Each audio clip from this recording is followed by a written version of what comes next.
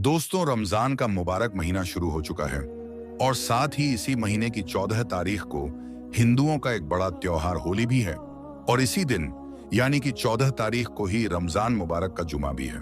बस इसी बात को देखते हुए उत्तर प्रदेश के मुख्यमंत्री योगी आदित्यनाथ ने रमजान को लेकर अपनी तरफ से एक एडवाइजरी जारी की है और अपने 5 खास नए नियम बनाए हैं, जिनके बारे में जानना हर मुसलमान के लिए बहुत जरूरी है।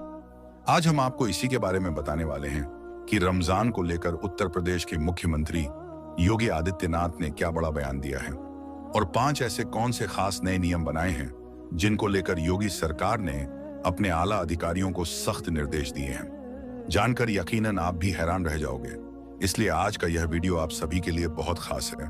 आप इस वीडियो को आखिर तक जरूर देखें और आप सबसे यह गुजारिश है कि आप इस वीडियो को लाइक करें या ना करें, मगर मेहरबानी करके इसे शेयर जरूर कर दें ताकि और भी मुसलमानों के पास में यह वीडियो पहुंच जाए। तो चलिए दोस्तों, शुरू करते हैं। दोस्तों, जैसा कि आप सभी को मालूम होगा कि उत्तर प्रदेश के मुख्यमंत्री योगी आदित्यनाथ को मुसलमानों के खिलाफ अजीबोगरीब बयान देने के लिए खास जाना जाता है।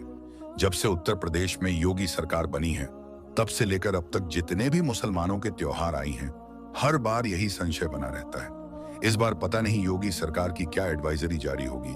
इस बार इस त्योहार को मनाने की हमें इजाजत मिलेगी या नहीं मिलेगी, हर बार यही संशय बना रहता है। योगी सरकार ने पहले मुहर्रम, फिर बकरा ईद, फिर ईद और अब रमजान को लेकर अपनी एडवाइजरी जारी की है और अपने 5 खास नए नियम बनाए हैं और अपने आला अधिकारियों से कहा है कि वह रमजान के महीने में इन 5 नियमों का शक्ति के साथ में पालन करवाएं और अगर कोई इनकी पालना नहीं करता है तो उन पर कड़ी से कड़ी कार्रवाई की जाए।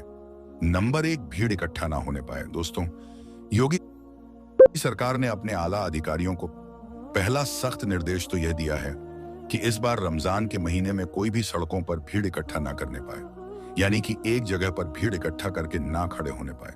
और खास करके 14 मार्च 2025 के दिन इस बात का विशेष ध्यान रखा जाए, क्योंकि 14 मार्च के दिन हिंदुओं का बड़ा त्योहार होली भी है और साथ ही मुसलमानों की रमजान मुबारक का जुमा भी है, यानी कि 14 मार्च के दिन जुमा की नमाज भी पढ़ी जाएगी। इसलिए इस दिन आप इस बात का खास ध्यान रखें कि कोई भी इस दिन भीड़ इकट्ठा करके ना खड़े होने पाए। ऐसा इसलिए क्योंकि हाल ही के दिनों में ऐसा देखा गया है कि हमारे देश भारत में कुछ ऐसे असामाजिक तत्व हो चुके हैं जो इस बात का फायदा उठाकर भीड़ में जाकर खड़े हो जाते हैं और फिर सांप्रदायिक माहौल खराब करने की कोशिश करती है। इसीलिए योगी सरकार ने इस बार रमजान के महीने में अपने आला अधिकारियों को निर्देश दिए हैं कि वह संवेदनशील इलाकों में मॉनिटरिंग करना शुरू कर दें और माहौल खराब करने वालों को किसी भी हाल में बख्शा ना जाए, उन पर कड़ी से कड़ी कार्रवाई की जाए।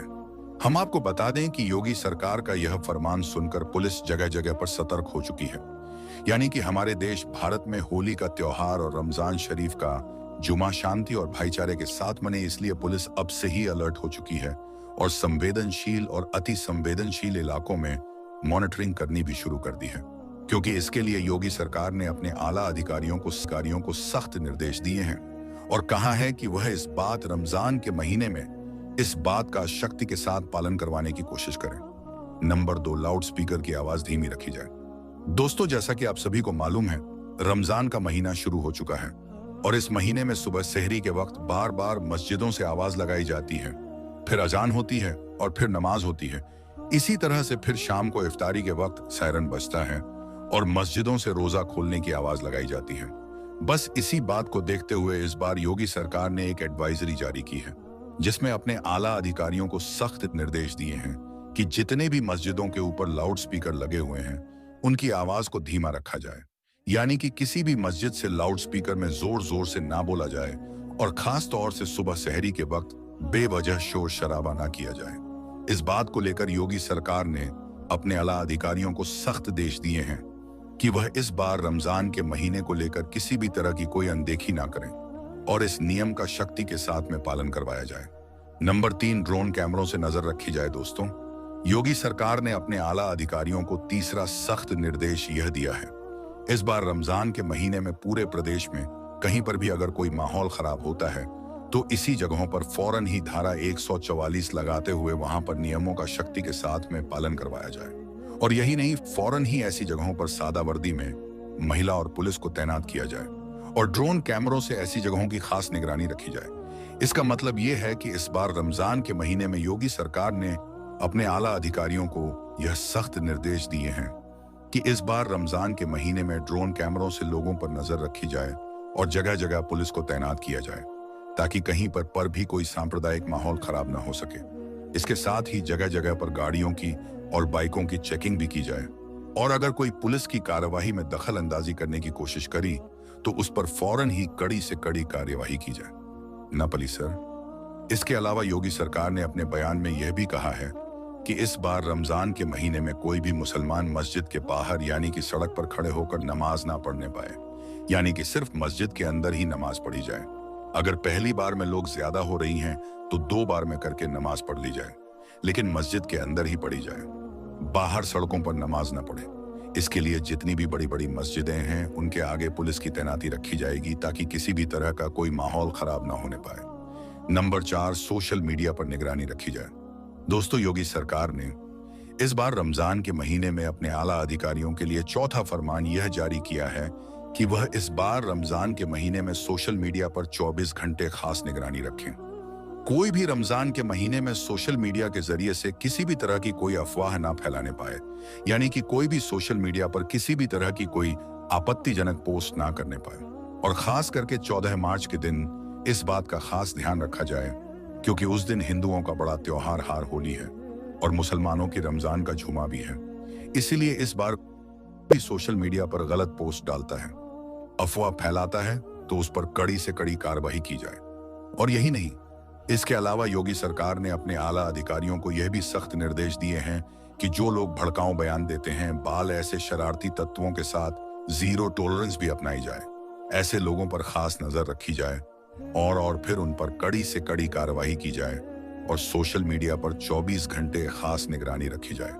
कोई भी शख्स रमजान और होली के मौके पर कोई अफवाह ना फैलाने पाए और ना ही कोई आपत्तिजनक पोस्ट करने पाए, यानी कि माहौल खराब करने की कोशिश करने वालों पर खास नजर रखी जाए और फिर ऐसे लोगों पर कड़ी से कड़ी कार्रवाई की जाए।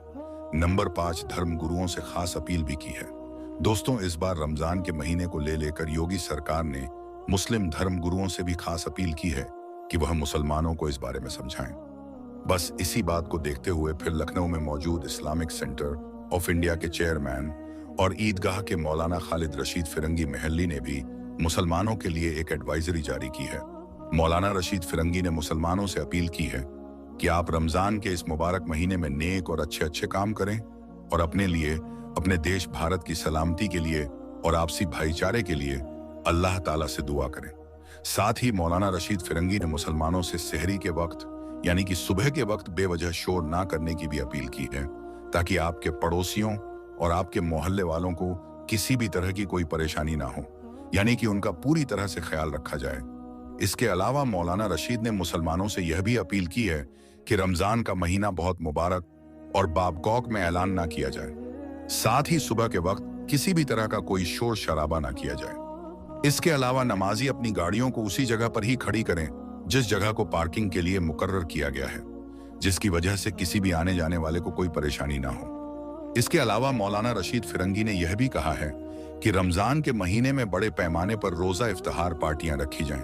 उनमें खास तौर पर गरीबों को शामिल किया जाए और यही नहीं, अपने माल का जो हिस्सा है वह गरीबों में बांटा जाए। दोस्तों, याद रखिए, रमजान का महीना रहमतों और बरकतों वाला महीना है, इसलिए आप इस पाक महीने में अल्लाह ताला की खूब इबादत करें और नेक और अच्छे अच्छे काम करें। लेकिन इसके साथ ही आप इस महीने में कोई भी ऐसा काम ना करें जिसकी वजह से आपको या फिर आपकी कौम को किसी भी तरह की कोई परेशानी का सामना करना पड़े।